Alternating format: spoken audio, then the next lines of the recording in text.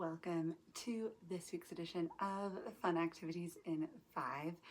This week we are going to talk about one of my favorite end of the year activities. However, you could also use this activity as a back to school kickoff type of activity for a non-level 1 class. So I'm going to walk you through how I do this activity, and then I'm going to show you where you can grab one if you don't want to have to make it yourself. So we are looking at a scavenger hunt review activity. This activity was something that in 2019, the 2019-2020 school year, I had a group of middle schoolers. It was my first time ever having a group of middle schoolers. I had them 1/4 of the year for like 20 minutes a day. And toward spring break, which for us was actually right around the time COVID hit, I needed to get them out of the classroom. They were driving me crazy. They were ready for break. I was ready for break. Little did we know we were all about to have 8 weeks of a break. Anyway, we were working through some different things, not quite as much as level 1, but they knew the things that they knew. So they asked if we could do a photo scavenger hunt. And I was like, what are we going to do a photo scavenger hunt of? Like, this is Spanish class. You want me to like give you something and you figure out what it says and you go take a picture? And they were like, no.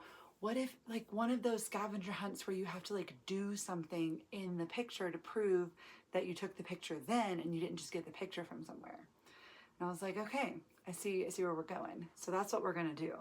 So the way it worked with that group and the way I still do it is I make a list of all the verb structures that we covered that school year. For me, it's more or less the same year after year, so I pretty much just reuse the one that I do and maybe tweak it. And I put that list on a slide and I have the students look at it and it'll have every verb that we've covered. So like there is, lives, is called, goes, sees, etc. Put them up there in the target language, and then I have students sit there for about 30, 60 seconds and I say, is there anything we missed? And usually there's 1 or 2 that I miss. So I add them up there. And then I give students a piece of paper that is list 1 through however many verbs I came up with, plus like 5. Usually it's somewhere around 50 to 60. 25 or so on the front, 25 or so on the back. And I tell them they have the whole class period, which for me is about 45 minutes, probably closer to 40 minutes by the time we get to this point of class. And I have them write a clue. It must be something that you can take a picture of yourself doing at school without hurting anyone. They write that clue out and then I collect all of those clues. So a lot of times I get sentences or clues that are really similar to the ones that I've already created in the scavenger hunt, like goes to the office, sees a friend in the hallway, reads a book from the library, those kind of things. But occasionally kids will give me one that I've never thought of or that I just hadn't put on the paper. When that's the case, sometimes I change them out.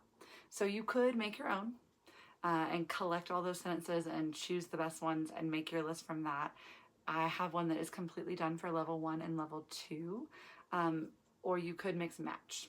I end up mixing and matching. So once you have your paper of your clues, this would be a separate class period. They turn in their papers, you make the papers, you print the papers out. The way the scavenger hunt works is you put students in groups.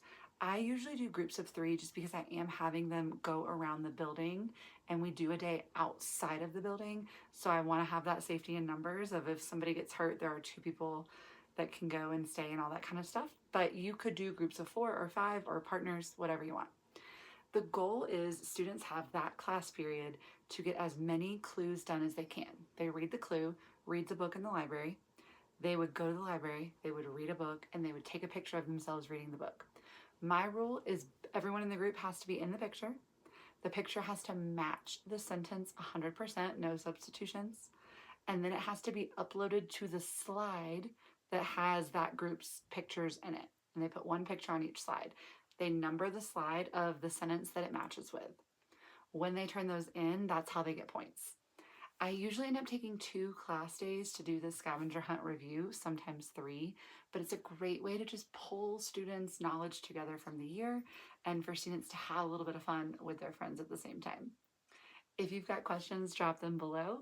It was great hanging out with you this week, and I will see you next time.